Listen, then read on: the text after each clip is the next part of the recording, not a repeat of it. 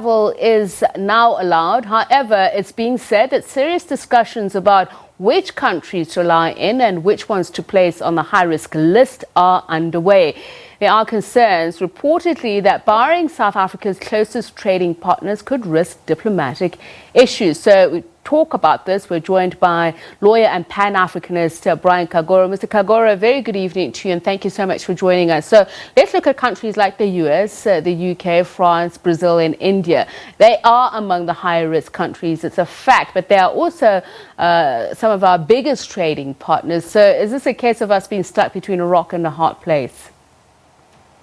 It is, and the choices that will be made will have consequences. We saw the little tiff between Kenya and Tanzania.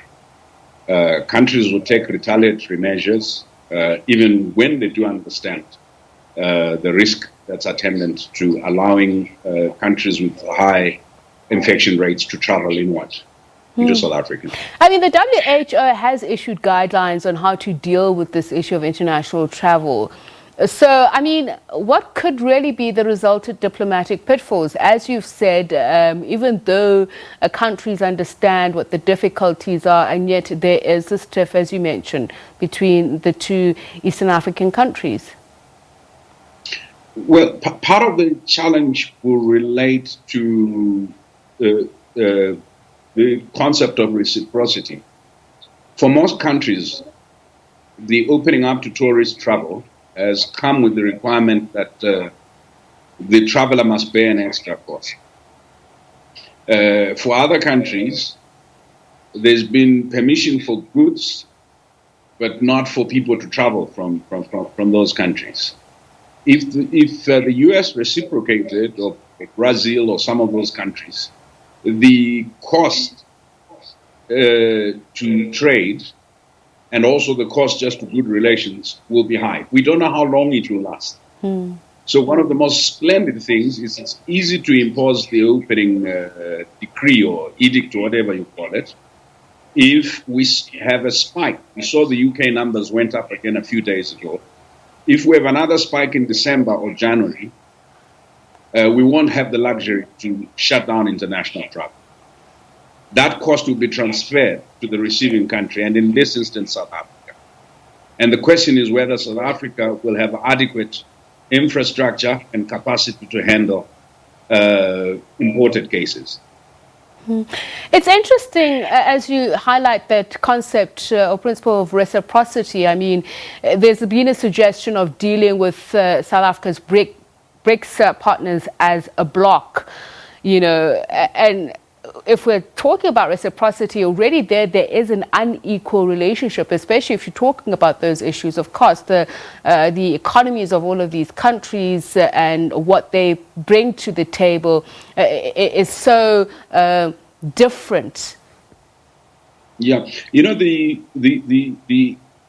benefit of incoming trade and tourist earnings might ultimately be offset by the cost of a mismanaged spike or surge in imported cases.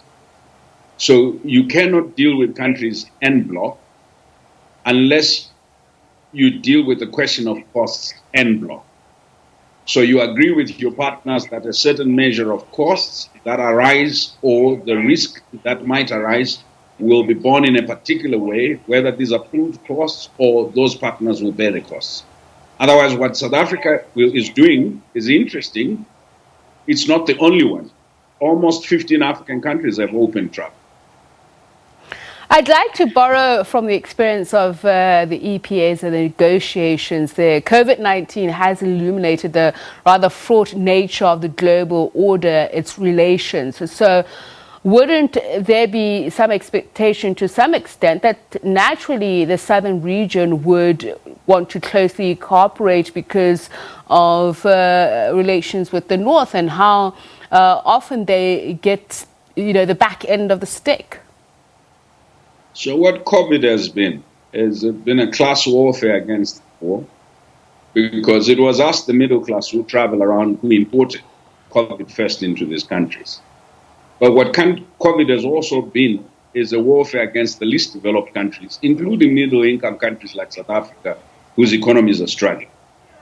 The inequity is in this, that our access to therapeutics, to medical equipment, and the things that we need to weather the storm is much weaker than some of our partners. And for South Africa, it's much weaker than the other BRICS partners. The state of the South African economy is such that you need to do something that will give a little bit of life to the economy. The question is, what is the extent of risk preparedness? And I want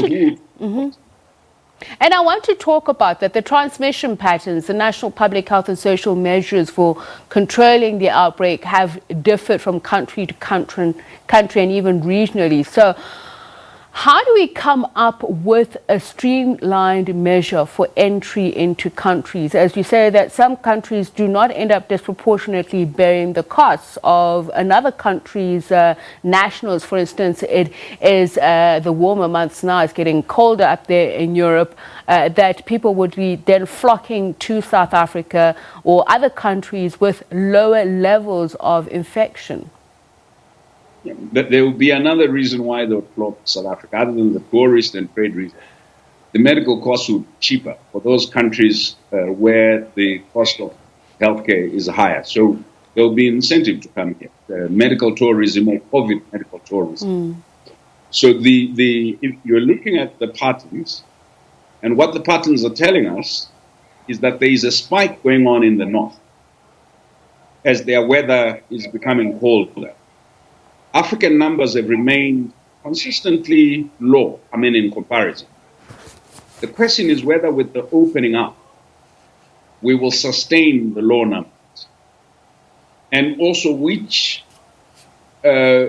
tracing, tracking we will use. The people most at risk are those who transport incoming passengers, who serve them at restaurants, the ones who were the least protected, even in the national response. And it will be the informal traders, as well as people who are unemployed.